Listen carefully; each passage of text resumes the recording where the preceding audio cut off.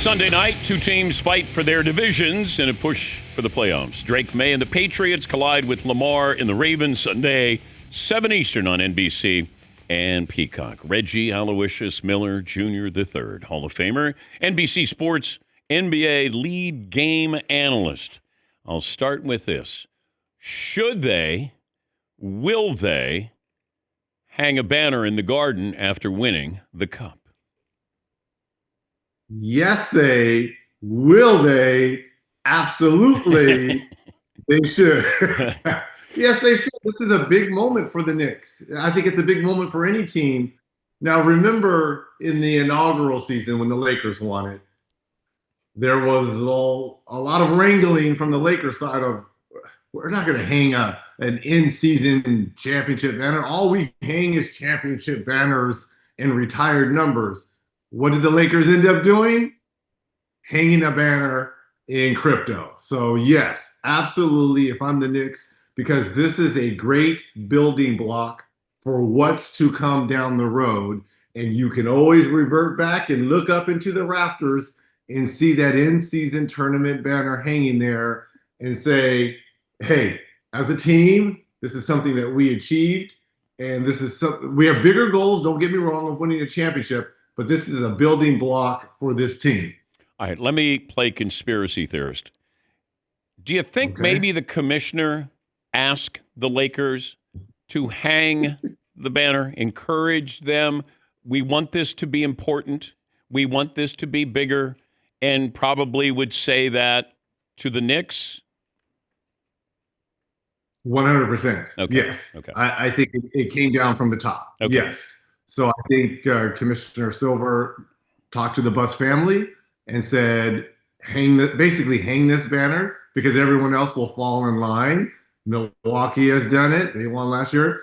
My only cautionary tale to this is the last two winners of this tournament never got past the second round. Again, this is an early sample size, but the Lakers didn't get past the second round in the playoffs 2 years ago. Milwaukee didn't get past the second round of the playoffs a year ago. Again, small sample size, but to me, the Knicks are a better team than those last two champions, I believe. So, and the East is not as dominant as the West. So I think the Knicks are sitting pretty good right now. Do you feel robbed that you didn't get a chance to play for the Cup? No, but I think it's a cool concept. I was being sarcastic there, Reg. Oh, were you? Oh, no. I mean, not really. Did you get any? I think when you went to the finals and you guys lost, does the second place team get anything? A pat on the back. That's it. You don't get a runner-up banner. Are you kidding me? But wouldn't that be something you would put in the rafters? Absolutely not. I would not put a runner-up banner in, at the time, Casico Fieldhouse. Now it's Gamebridge. Absolutely not. We have Eastern Conference champion banners, I believe, hanging in there. Okay. But I would not, absolutely not, am I going to put a runner-up banner up. Absolutely not. That would be painful to watch, Theodore, to look up that's painful. But putting the Eastern Conference banner up is kind of saying we finished runner-up. There you go. That's our runner-up. That is our runner-up. You know, I do like what this tournament meant for the Spurs because you want to play in some important games before you get to the playoffs. It's a young team.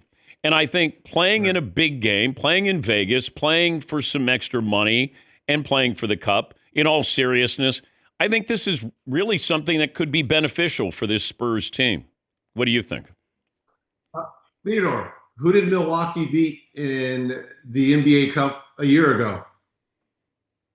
OKC Thunder.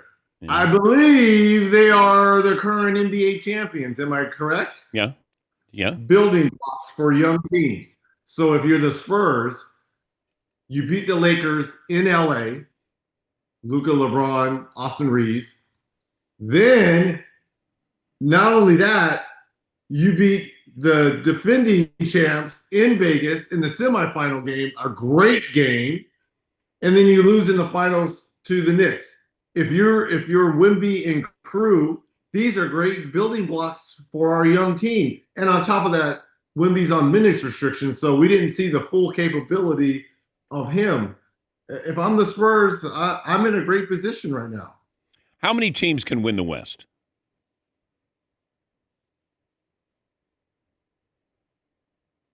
5. OKC, Denver, Houston. A lot would have to happen with the Lakers, but they can. 4. I would say those 4. 4.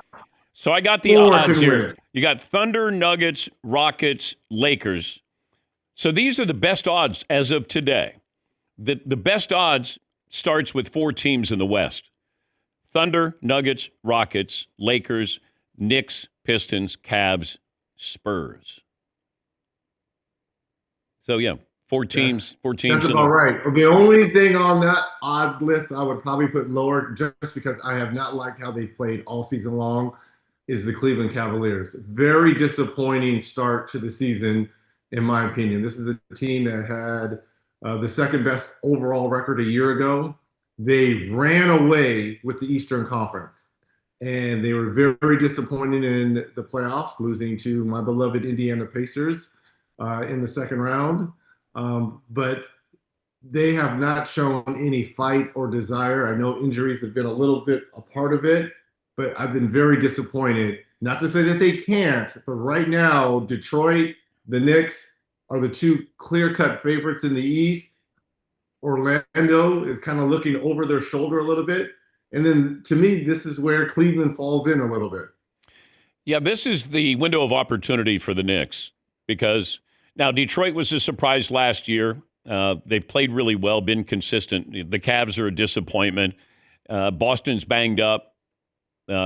Sixers banged up. So it feels like this is the year for the Knicks to go to the NBA Finals. I would be absolutely shocked if the Knicks do not represent the East. Okay. Now, again, there's a lot of work to be done. And I love how Detroit has started the season and how they played. But it comes down to this, and these 2 teams faced one another in last year's playoffs. Do you trust Cade Cunningham and Detroit in these big moments? Because we've seen Jalen Brunson against Detroit, in Detroit. I just trust the Knicks more. And you could say what you want about Brunson and Karl-Anthony Towns defensively. Give me Josh Hart, give me OG, give me Mikal Bridges, give me Deuce. I just trust those dudes more come playoff time because I know at the end of the day, the ball is going to be in the hands of Jalen Brunson, and the dude just delivers. I just trust the Knicks more. Not to say that Detroit can't beat them, because they certainly can, but Durham is going to have to continue to outshine and outplay Cat, which he didn't do in last year's playoffs. So I just trust the Knicks more at this point, because Detroit has to show me. They just have to show me. Did you know that there's a movie based on Dennis Rodman when he left the Bulls to go to Vegas? Right, and I heard they changed the lead guy. It was Jonathan Majors who was supposed to play Rodman, and now I believe it's Lakeith Stanfield. Stanfield, yeah. I'm in to see that because I've heard stories about that 48-hour trips for the Worm. What did you hear? Well, I just heard Rodman, strip clubs, alcohol, and 20 rebounds. And I don't know in what order does that go. But how surprised are you? How surprised are you that Phil Jackson let this happen and Michael Jordan allowed this to happen? Aren't we living in a different time? Could you imagine if there was TikTok and Instagram back then, what this would have looked like? I mean, again, I'm sure they sat down, Dennis, and recanted all the stories and stuff, and that's how they come up with the script. But we could have saw this in live time if Instagram and Twitter and all that was. But I think Michael Jordan said if we let him go to Vegas, he's not coming back. In the Last Dance documentary. Yeah, but when they were deciding on, hey, he needs to blow off some steam, we're going to let him go to Vegas. Like I can't imagine that Jordan would allow that to happen. Let me ask you, this is what I don't know in that doc. Did they end up winning the championship that year, the season that this happened? Yes. Okay.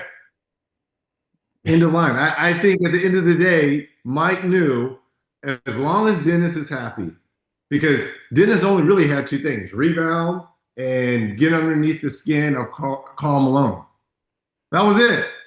That was his job description, and play defense. But I mean, his job, it wasn't like he had to carry the scoring load like Mike and at times Scotty. It's still amazing when you look at Rodman from, this springy kid with the Pistons to then becoming one of the faces of the NBA, dating Madonna, coloring his hair, and he couldn't wait to play against Karl Malone. Like, it was still an amazing story when you think about it. He wasn't a big-time recruit, he was a scorer in college, but, when he got to the pros, it's like, I don't care. I don't even want to shoot free throws.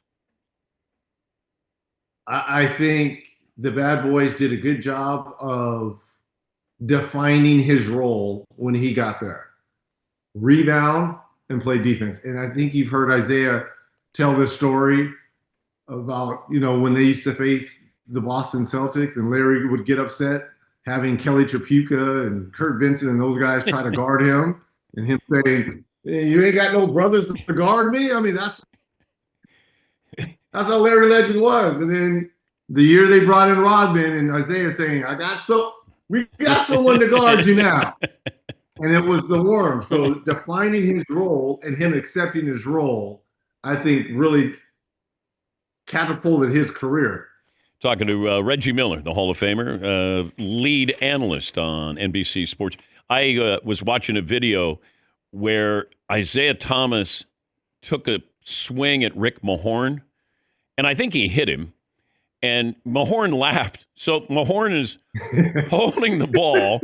Like, people may not realize how much of a bad dude Rick Mahorn was. That, we focus on Oakley and the Davis brothers, but Rick Mahorn was not to be messed with.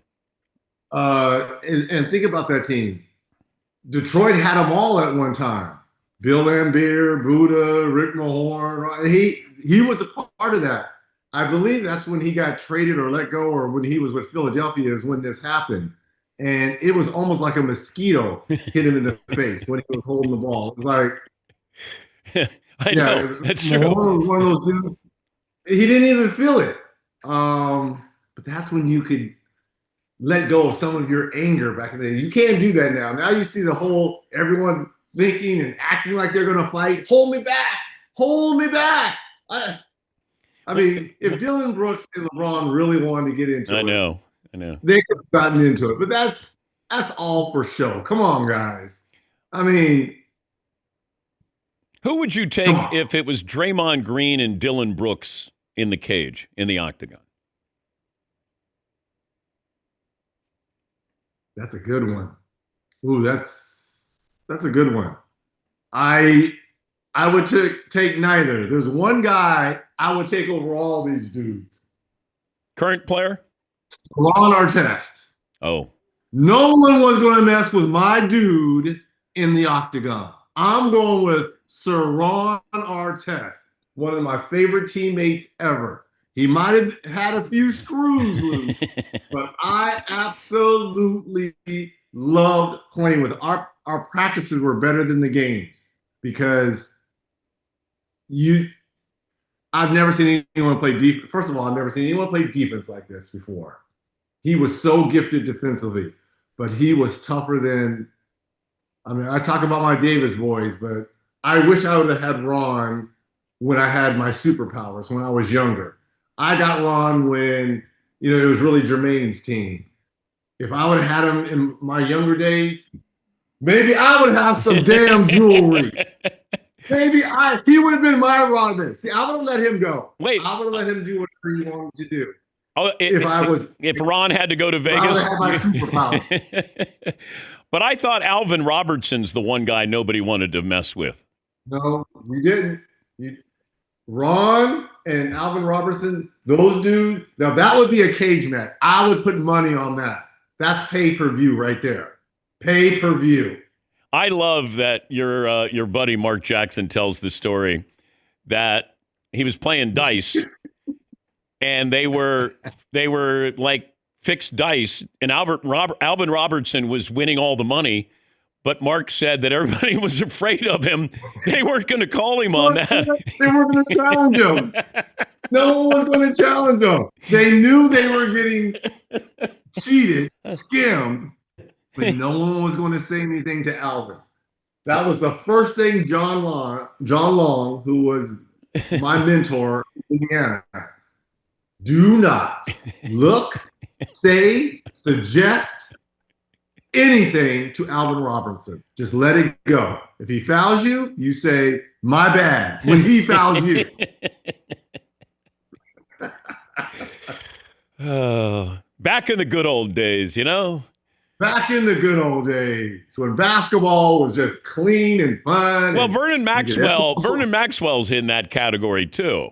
He's a loose screw too, and I love me some Mad Max. See, Mad Max is part of those shooting guards you did not want to mess with. I love me some Mad Max. Happy holidays to you. Great to talk to you again. Thanks. Happy holidays, Theodore.